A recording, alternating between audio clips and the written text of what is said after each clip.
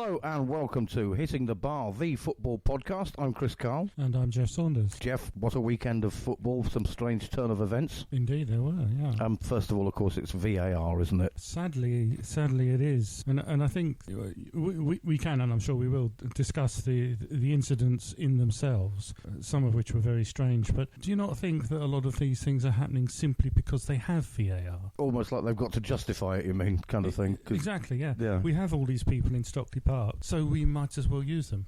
And yet, when it was sold to us, it was told it was going to be to correct the obvious mistake. Yeah, I kind of see what you mean, because VAR is now almost integral and essential part of the game. It's not part of your match day entertainment. You get your programme, your pie and your pint, and then you have to have VAR at some point during the game, otherwise it's not a proper game of football anymore. Yeah, it's become an industry in its own right, hasn't it? Yes, they're kind of trying to justify it to themselves. Well, you've said it many times that this referees limited company is a limited company. I mean, yes. They're like an entertainment agency, but they don't provide acts, they provide referees. Well, yeah, I mean, it is in and of itself an absolute disgrace that the refereeing of the Premier League is carried out by a limited company whose purpose is there to make a profit. How did we get to this ludicrous Alice in Wonderland position where we have that? It looks like referees are now a commercial asset. Yes. Or not much of an asset, but they are a sort of something to be traded. Does that open it up a little bit to some sort of corruption or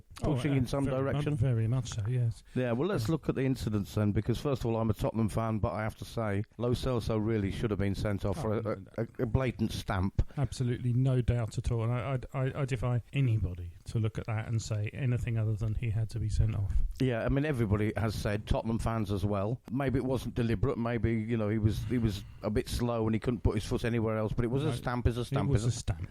Mourinho did a Wenger, and Arsene Wenger has said he didn't see the incident, borrowing from his old adversary there, a stock phrase to get out of jail. Well, I think the most intelligent comment about everything to do with Mourinho at the moment is, well, why did you expect anything different? Yes, well, we'll get to that, I suppose. We're going to have to. But he said he didn't see it. I often wondered when Wenger used to say that, well, isn't that your job to be watching the game? Well, kind of. You think so, wouldn't you? Yeah. However, Lo Celso stamp, that went to VAR. The fellow at Stockley Park who was watching that game, first of all, came back and said no dangerous play. And then later on, this referee's company announced that they'd made a mistake. Yeah, and the guy admitted in, was it the 80th minute, that, he'd got it wrong. So now, I'll tell you what we should have now. We should have a VAR company looking at VAR decisions.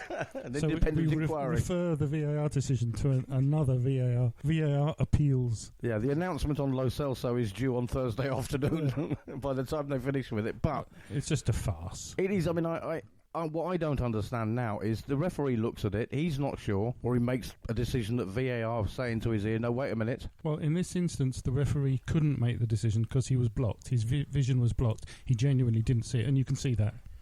So that went to VAR. They then said no dangerous play. They then come out and later during the game, actually no, it was a stamp. It should have been a red card, but it's too late. Previously, if the referee didn't see it, as in this case he didn't because you say he was blocked, and if he doesn't put it in his matchday report, then they can give a red card retrospectively. But in this case, it's already been looked at. So Lo Celso, even though everybody's now saying yes, including VAR and the referees, yes, it should have been a red card. It's too late. They can't take any action against him.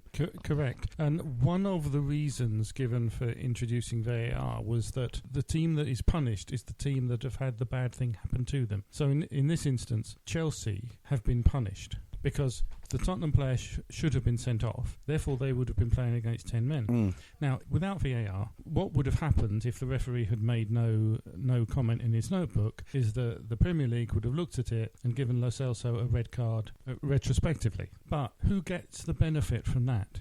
It's the next team. The next team, yes. Play, not the team whose player was stamped on. So it didn't actually work anyway. No. That system didn't work before. It was just a VAR light because it was like not live but after the event. Yeah. But actually the team whose player did the offence, they get punished as they should do. Right. But it's the next team that play them that get the advantage. You're right, it could be Chelsea's nearest rival. Yeah, well actually they only get half the punishment, don't they? They played the rest of the match with Lo Celso on the pitch. So they went down to 10 men. Next match or two matches, whatever it is, yes, they don't have Lo Celso, which is a punishment because he's a very good player. The way it used to work is the next two or three teams got the advantage. Yeah. Plus, if he had only in retrospect. If he'd have been sent off as well, then Chelsea and the next three teams get the advantage, and Tottenham get punished. But in this case, they didn't get punished. There were a lot of other VAR incidents, which we'll look at in a moment. But before we do, trivia. This is to make Steve happy, because this is one about history, and it is famous history. Okay, this concerns a very, very famous football player that we all grew up knowing the name of and knowing the reason why we know the name. So, who was the first man to wear number 9 in a cup final? First man to wear number 9. Yeah, I think it was the 1933 cup final. Okay. First man to wear number 9 in an FA Cup final. All right, we'll get the answer at the end of the show. But back to VAR. There were certain other incidents during the weekend as well. The man at Stockley Park who was looking at the Tottenham game then had a 2.5-hour break to I suppose, be reprimanded or told, what do you think you're doing? He then had to look at the Leicester City-Manchester City game, which was a big game, of course, because you're looking at who's going to be second, who's going to be third, who's going to be fourth. There were a couple of incidents in that game. Leicester City still think, and they're still complaining, that they think they should have had a penalty. Oh, it's Stonewall penalty, yes. There were two incidents. The first one was a free kick, swung in. De Bruyne jumped up, quite well done. Jumped up, because we've often said, haven't we, on this show, that it's amazing how many times they duck. Yeah, he did not do a Xhaka, no. No, it was a Xhaka, wasn't it? Granit Xhaka, he's famous for ducking out the way of free kicks. But what he did was, as the ball came towards him, he put his hands in front of his face, but not against his face. They were away from his body, and the ball hit his hands, which in the penalty area, which is a penalty. It should be, yes. Because the ball hit his hand. But the VAR said his hands are in a natural position, and therefore not a penalty. Yeah, but they weren't. If you move your hands towards the ball, which is what he did, it's a penalty. If he thinks he's using his hands to stop the ball hitting his face, then he is using his hands to touch the ball.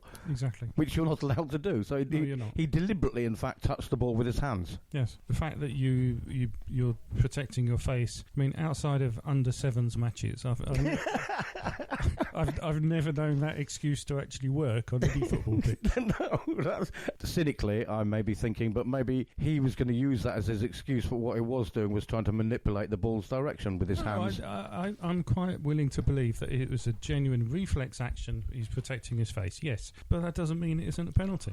Well, no, it doesn't, because it doesn't matter ball to hand, hand to ball. If it hits your hand in the penalty area, it is a penalty. If you've moved your hands to the ball. Yeah, yes. Yeah. And he did. And he did, and he definitely did. So that was one incident. He thought the ball would hit him in the face. He put his hands in front, and sure enough, it hit his hands. He moved his hand to the ball by definition. Why else would he be moving his hands? In order to touch the ball for some reason or other. So that was one incident, and that could have changed the game. Then there was the goalkeeper coming out and basically punching the attacker in the throat with both hands. Yes, and going for the ball missed. Yeah, and if you turn that situation around, do you think that if that was done by anybody except a goalkeeper, he wouldn't be given a penalty? I mean, come on. Violent conduct. Yes. Yeah. I mean, it wasn't maybe not deliberate. He was just very slow. But yes, but the law for a foul doesn't bring in deliberate. It's not there. It's the act. Yeah. The fact of the act. He punched a player in the head. It's a penalty, and you can have a debate about whether he should be sent off. Was it deliberate foul play or not? That affects the punishment, but it doesn't affect the fact of it was a penalty.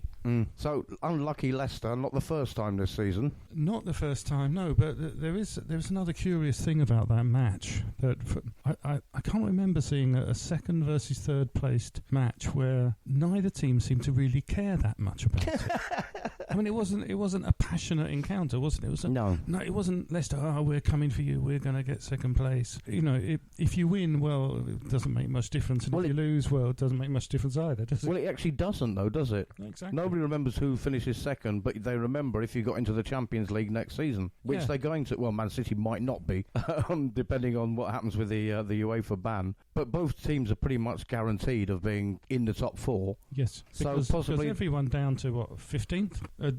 Well, with the exception of Wolves and Sheffield United, everyone's pretty much doing their best to throw points away. Well, exactly, yeah. So nobody's actually pushing Leicester and Manchester City. They're in their own little mini two-team league there, and if you come second or third, well, who cares, to be honest? Actually, it makes no difference, second or third. Chelsea having beaten Tottenham, though, you'd have thought they would have wanted to. I mean, they're both teams are well ahead of Chelsea points-wise, but still, you'd have thought a little bit more passion in that game just to make sure you stay ahead of Chelsea. Maybe they were looking for the draw. It did finish 1-0 to City. Unlucky Leicester, though, because they did lose to Liverpool earlier in the season when they also had the Stonewall penalty against Liverpool at Anfield. Should have finished a draw. You look at Leicester's performances when indeed he plays and their performances when he doesn't play, and it's a huge difference. Indeed, it does. Well, exactly. I mean, the guy's he's a force of nature. He's a wonderful player, and they miss him very badly when he's not there. Yes. All right. So that's the second and third sort of battle, or lack of battle. Lack of battle. Yeah. Lack of battle. But I'll tell you what, though, I reckon from now on we might see City go on a long unbeaten run. You feel, yeah? I got the impression that Guardiola was using this UEFA decision to wind his players up.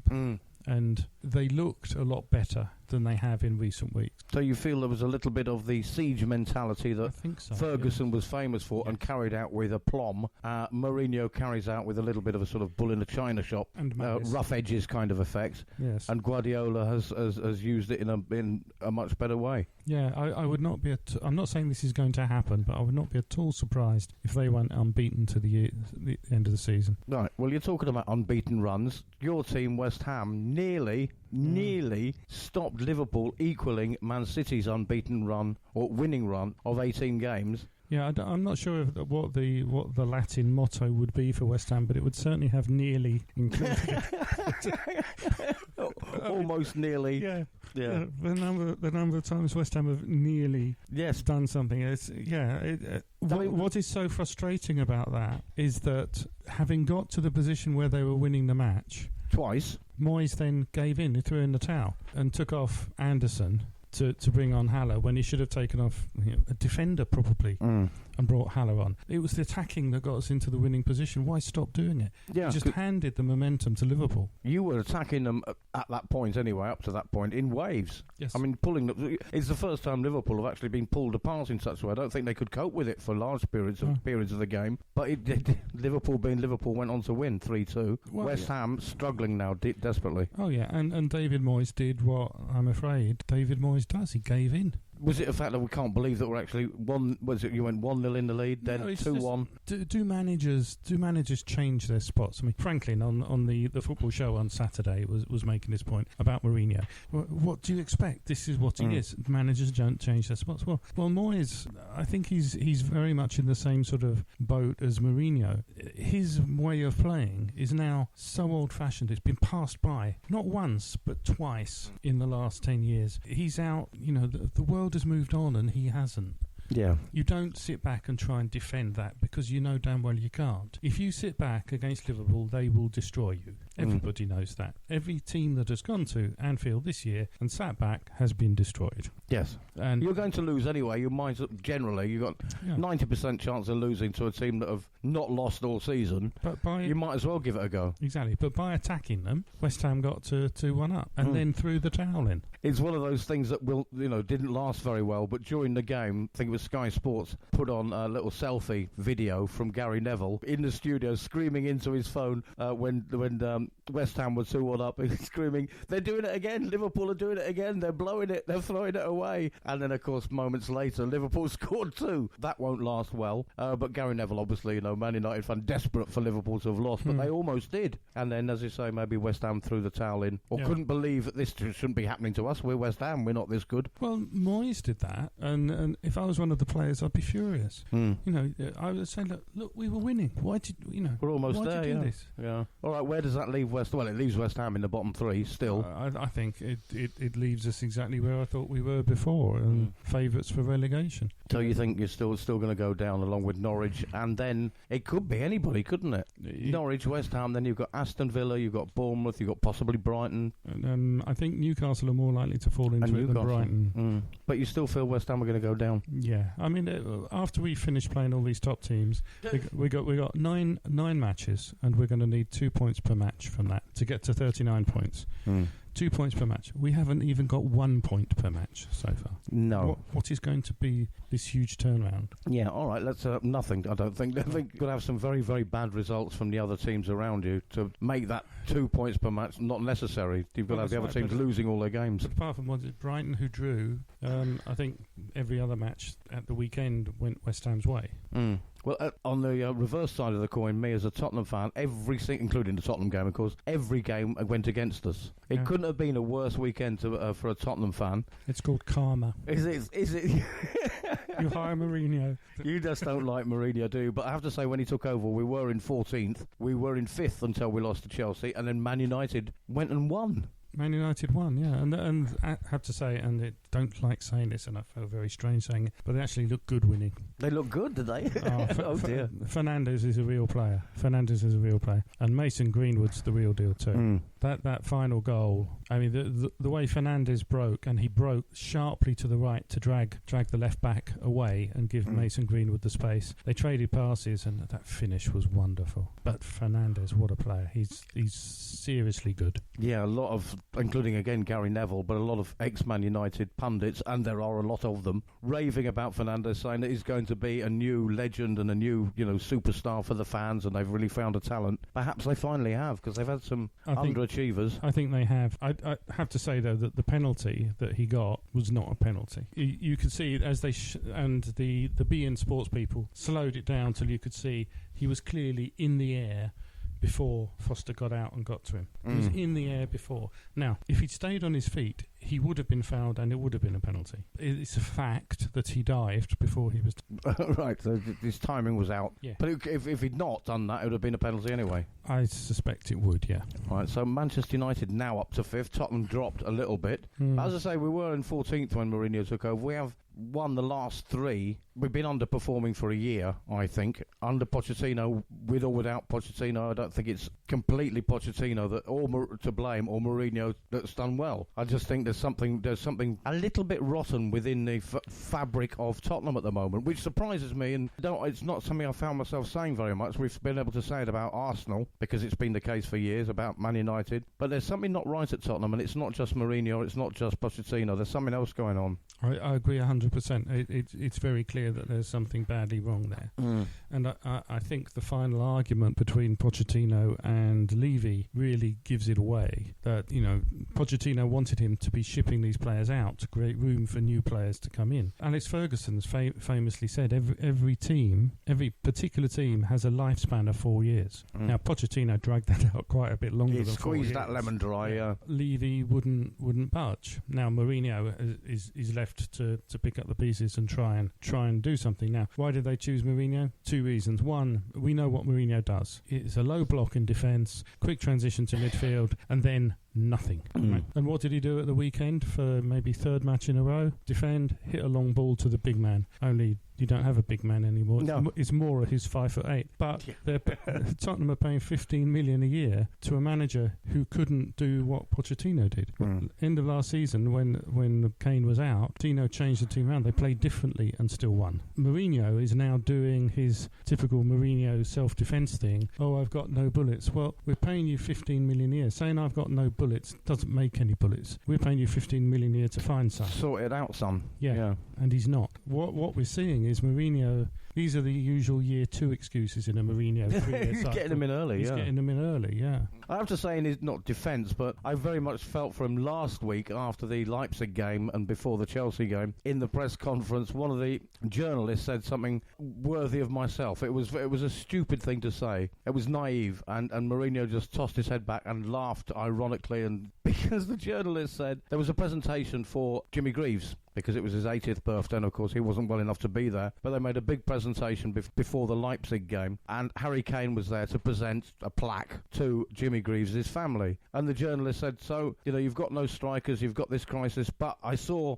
Harry Kane walk onto the pitch and give this plaque to the family. He looked quite mobile. Walking and playing a football game are completely, it's a different thing completely. So the fact that he was able to walk onto the pitch, why isn't he playing football, was basically what this journalist was asking. And Mourinho just went, how am I supposed to answer that? Yeah, he can't answer that, and it's moronic. But then Mourinho has said almost exactly the same thing before, hasn't he? He said it about Hazard in his last year at Chelsea. So, he looks fit enough. Why isn't he playing? Yes. And then when he disgracefully attacked that doctor, Dr. Carneiro, and forced her out of the club because she said, my duty and in fact it is a legal duty she has, is to the health of the player, not to you to tell me who should play and who should not play. He was not fit to play. And Mourinho got her sacked and thrown out, and it cost Chelsea a lot of money, paying her for the unfair dismissal and all that sort of stuff. So Mourinho's got a bit of the same sort of previous as that journalist. Yes, nobody expects footballers, and I don't even expect managers or human beings in general, to remember everything they've said and to be consistent completely all the time. You're going to say one thing in your defence and the complete opposite when attacking somebody else. Of course you are. That's just natural. But Mourinho kind of is very obvious with it, I suppose. Sometimes you want him to be a little bit more subtle about the way he goes about things. Yeah, I mentioned two things about Mourinho. The second is that I very strongly believe he was only hired because Joe Lewis wants to sell Tottenham, and having a big, in inverted commas, big name manager in there will help him do that. And I think that leads on to why we have the Woolwich Wanderers struggling, Tottenham struggling, West Ham struggling. They have two things in common. One, they're all London clubs. Two, they've all moved from their traditional home. Well, sorry, Woolwich Wanderers. How many traditional homes? From their third home to their fourth. But they've made these moves for commercial reasons, and people who bought the clubs bought them for commercial reasons, because they're in London. And the thinking is, because you've got the huge population there, because all the money in the UK is gathered in London, you're going to make more money from it. And people like Joe Lewis, people like the owners of West Ham, and the guy who owns the Wanderers, they're in it to make money, to make profit. Football and the quality of the football is not one of the measures that they use. Are you sure?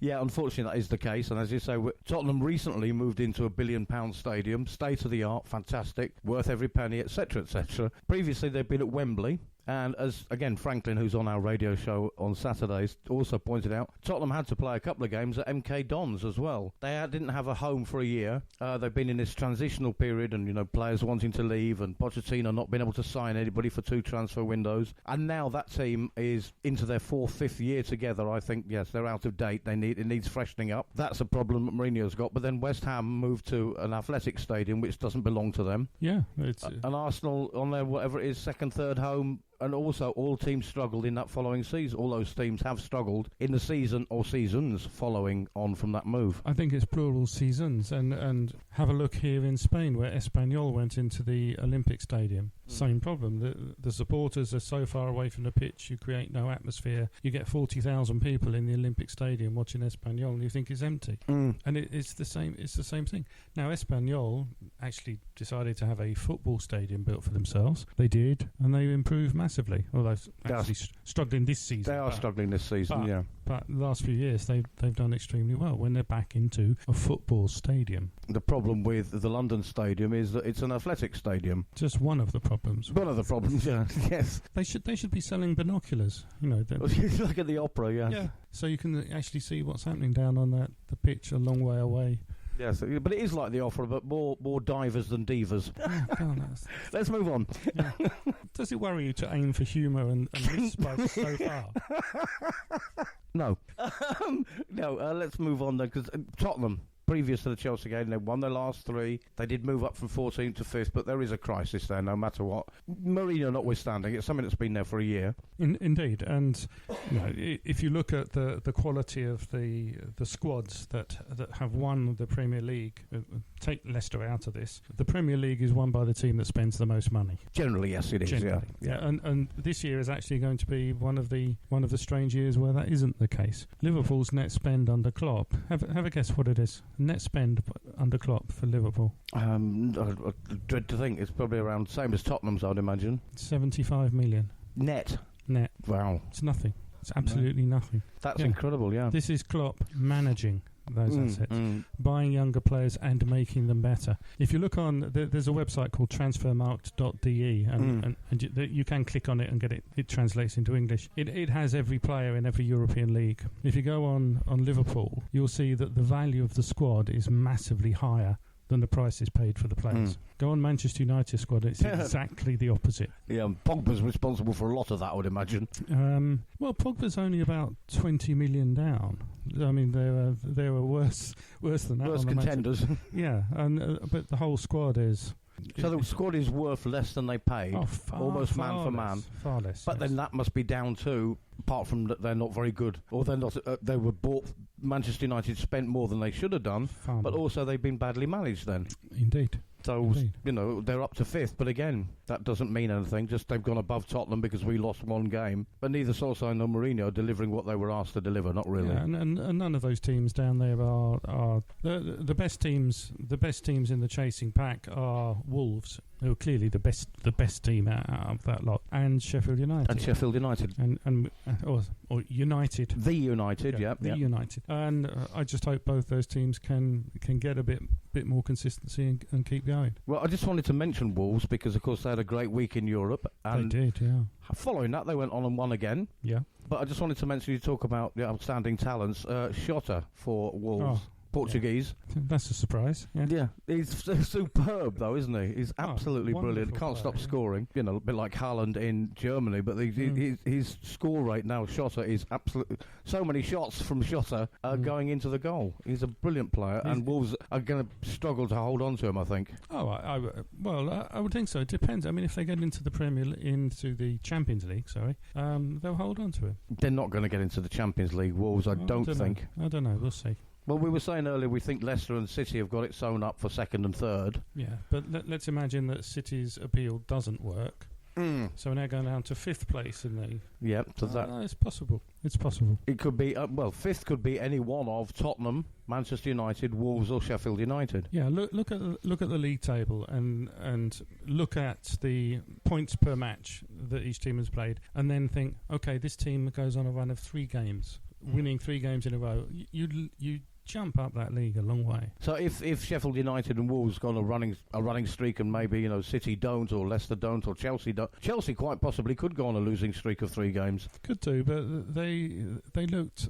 they looked much better against Tottenham. Now that's partly because they got players back from injury, so there were players playing that had been out for the previous 3 or 4 games, and they looked very good. Chelsea's problem has been they haven't got the goals that their attacking play warrants, and you can see that if you look at the official stats, this XG stat. Chelsea's XG is far higher than the number of goals they scored. They should have scored many, many more goals. Now, you can't blame Lampard for that. That's the players. They should have taken the chances. Unfortunately, Chelsea are also conceding too many goals from set pieces, and their defence has been poor. And that, I'm afraid, you can park at the door of Lampard. What have you been doing down there in Chobham on the training pitch? Your defence is no better now than it was at the start of the season. Talking of which, didn't the 2 goals that West Ham scored against Liverpool both come from set pieces, by the way? Both from corners, I think. That's quite weird, considering how good Liverpool are. You'd think they would have that covered. And incredibly unusual for West Ham as well. And unusual for West Ham, yeah. Yeah, so set pieces still playing a big part. But had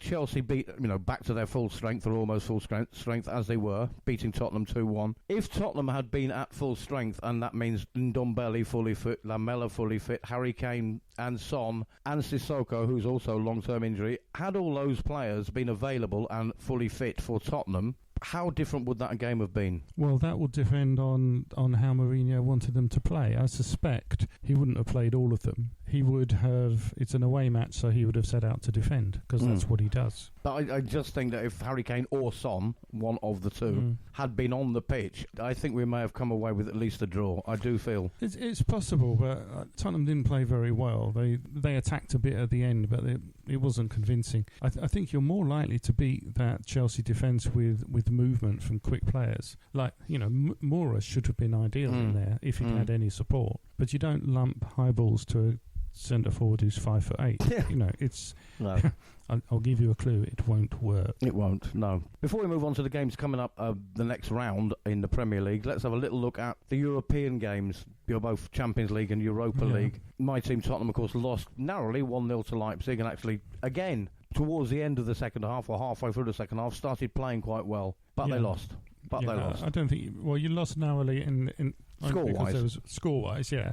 I mean, you had a 1-0 thrashing there. To be 1-0 thrashing. I mean, Leipzig looked so well coached, so well drilled. It's not a boring thing because when teams attack the way they did, wave after wave, it's really exciting to watch. Even though no goals going in doesn't make any difference. They should have scored more, and don't quite know why Timo Werner and his friends didn't, but they didn't. So Tottenham still theoretically in with a chance. I think so. I mean, if anybody can win away after a narrow 1-0 thrashing, it is Mourinho. He has got form for that kind of performance. Yeah, but he's got to be a lot more positive than he's been so far, and he was at the weekend, with parking the bus and hoofing the ball to the big guy up front. He's got to bring on the only striker that we have, Troy Parrott, who's pretty much almost untested, very inexperienced, but also, bright prospect, so he might have to just risk it. It's a one game. Yeah. You're either in or you're out, so it's a one game. If you lose, you lose. If you don't, at least you've given it your all. But it's not a league game. Well, I think Levy would be entitled to ask Mourinho, why are we paying for this player to be in the first team squad if you're not going to play him? If you think he's not ready, we'll send him out on loan to someone and they'll make him ready. Yes. Look at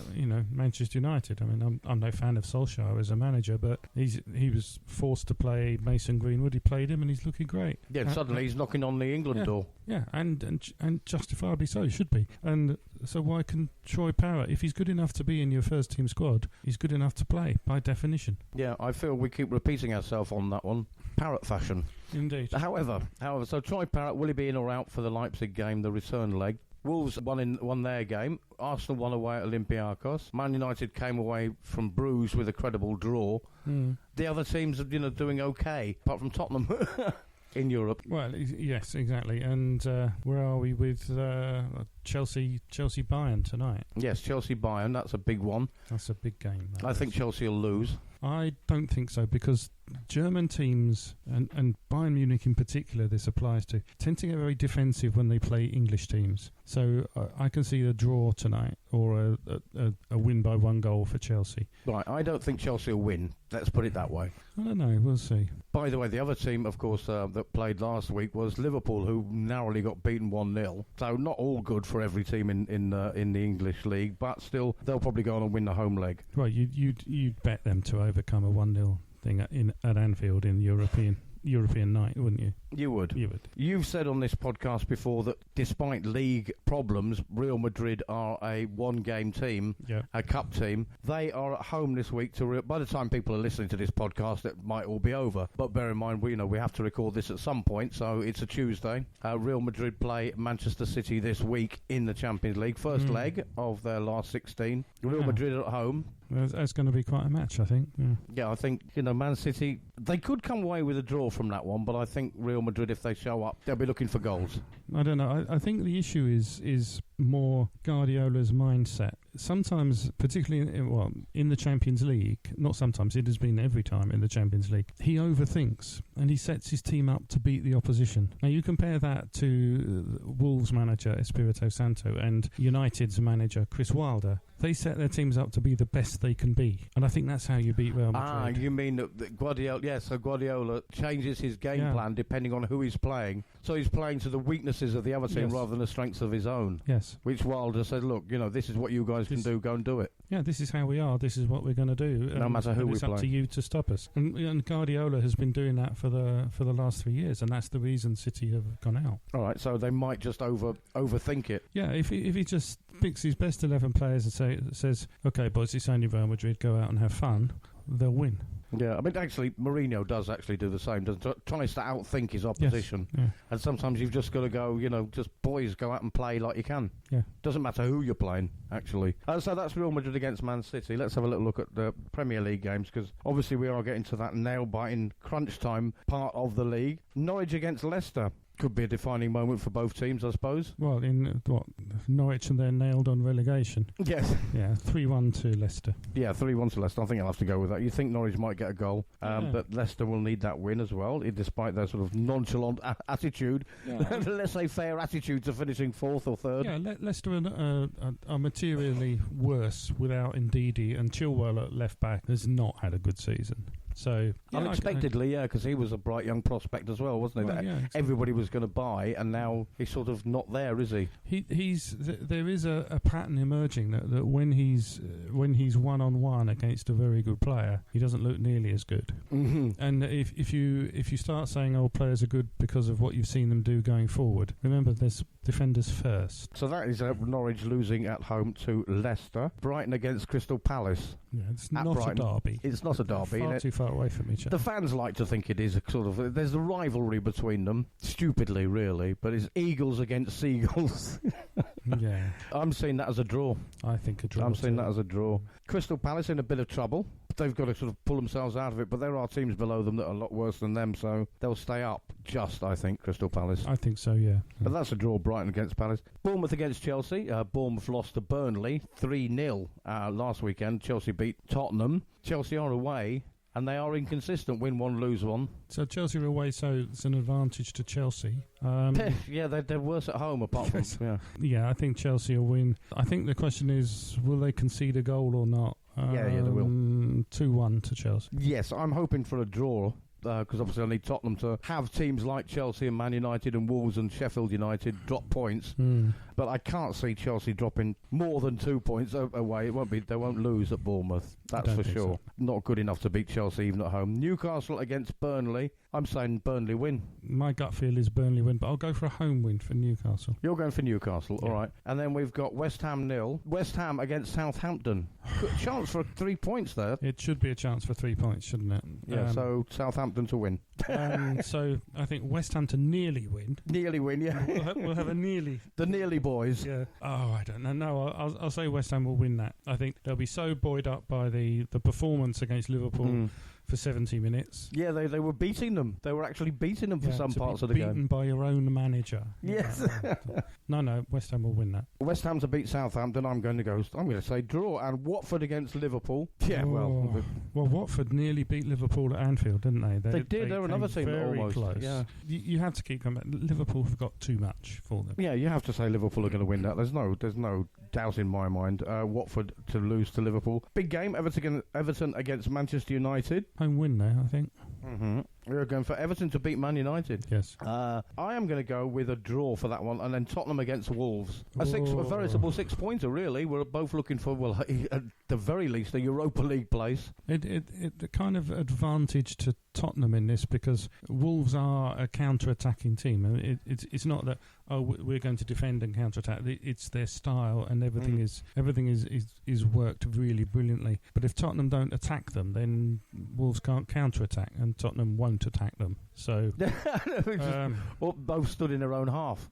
Yeah, I think the draw. I'm going to go for Tottenham to win 2-1. And then also on Sunday, that game's on Sunday, but also on Sunday, is the EFL Cup, the old League Cup final. Oh, the League Cup. It's the final on Sunday. Aston Villa against Man City. Just a question of how many will Villa lose by? I think it is, yes. Sadly, I mean Villa, another team in the relegation battle. They won't want to get too many injuries or tire out players because they could still probably go down. Well, and they don't want to win the cup and go down because that's not something you want to be recognised for, is it? Well, let's be clear here. It's not the cup. It's a cup. A cup, yeah. The cup is the FA Cup. The FA Cup. And this is another cup. I think the issue is whether Dean Smith, the manager of Villa, carries out the threat that he said on after their last match. He said there were so many players there not performing that have played themselves out of the cup final. Mm-hmm.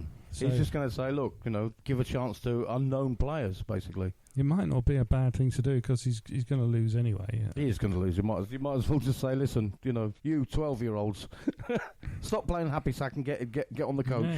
Yeah, I think he may as well, to be quite honest. I can't see. It doesn't matter what team he puts up against Man City. No, I can't see any way he wins. No. And with all due respect, Aston Villa are sort of there by default because they played a previous game. The semi-final was against Leicester, but the quarter-final was against Liverpool, and they did put out a completely different squad. Not one player was a regular Premier League player. They sort of got a little bit of not a bye completely. They still had to play, but they were given an advantage. Well, yeah, but then they had to beat Leicester and did, so that's okay. Yeah, true enough. All right, so we're saying Man City are going to win that. It's just a question of by how many. I'd love to see Villa win that. I would. Oh, it would be wonderful. It's not going to happen. I don't think so. That's the second cup final, the second tier cup. Yeah, not the cup. All right, that's just about all we've got time for. But before we sign off, Geoff, the question and answer to your trivia question. Right. Okay. The question was, who was the first man to wear number 9 in a cup final? Before I tell you who it is, I'll explain why he was the first one to wear number 9. They didn't have numbers before this, so the team, which was Everton, were numbered 1 to 11, right. and the opposition team were numbered 20 to 31. Why? Why did they decide even to have numbers at that point? Then it's a bit weird, isn't it? I don't know. But the first man to wear number 9 in a cup final was Dixie Dean. Oh, Dixie Dean, what a name. Of course, no matter how young or old you are, if you're a football fan, you've heard the name. Yeah, and you know it because he's the record goal scorer in the league. In the 1927-28 season, he scored 60, that's 60. 60 goals? League goals.